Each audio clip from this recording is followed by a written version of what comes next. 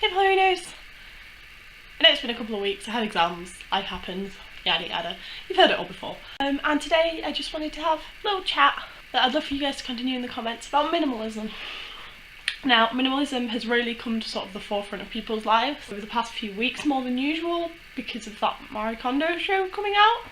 Now, a couple of disclaimers before I start talking. One, I understand that a lot of aspects of minimalism help a lot of people. If it helped you, that's great. I'm really happy for you. I'm not saying you should stop doing it.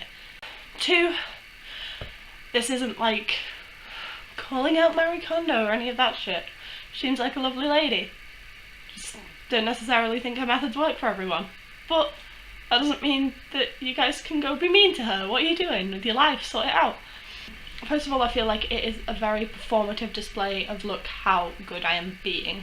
Not in every case, but a lot of it is very much done for the social media whiteboard. And I say whiteboard because it's literally always a painted white room with some furniture in it. But I know minimalism doesn't mean that it has to be that, but that seems to be what everyone goes for. And those spaces make me really uncomfortable. A lot of discussion has gone around about how performative it is and how it's very much a middle class pursuit. I'd like to weigh in on that myself. I think it is something you can only do if you have money, which sounds counterintuitive because the whole point is that you have less stuff. But here's the thing, if you only have one of everything and that thing breaks, you need to get another one immediately.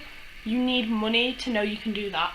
So, for example, there are some people who argue that if you want to be a true minimalist, whatever that is, just do it to the level you like, just do it to the level you like.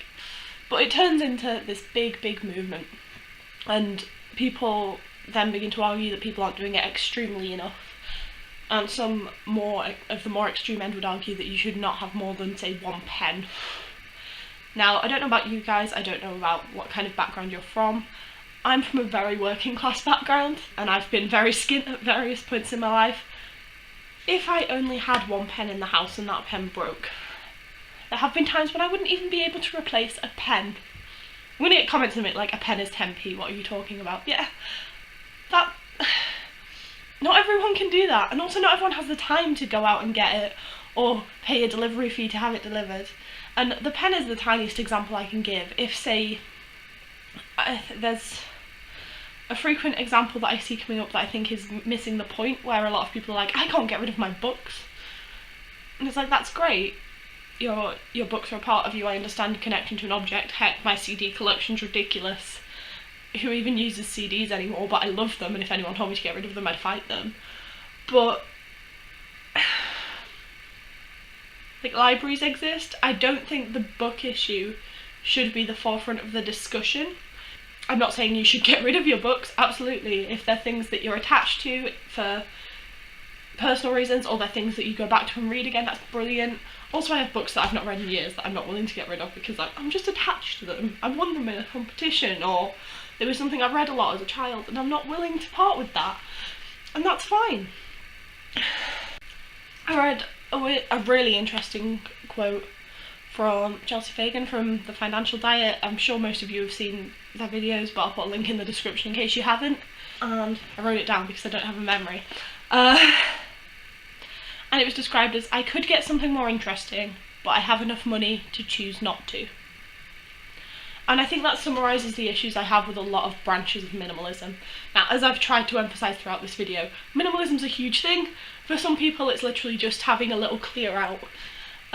For some people, you know, it's just a little declutter. For some people, it is their life. And for some people, they're doing it to be more sustainable, to help the environment. For some people, it's very much just throwaway culture repackaged. So you buy something, if you want a new thing, you throw that thing away. Even if there's not that strong a link between the two. And I don't like that. First of all, it's bad for the environment. You're just filling up landfill. Although I did recently read a very interesting Twitter thread about how to be more sustainable when you're decluttering, and I'll put a link to that in the description as well. But also, it's something, again, you can only do if you have the money in the first place.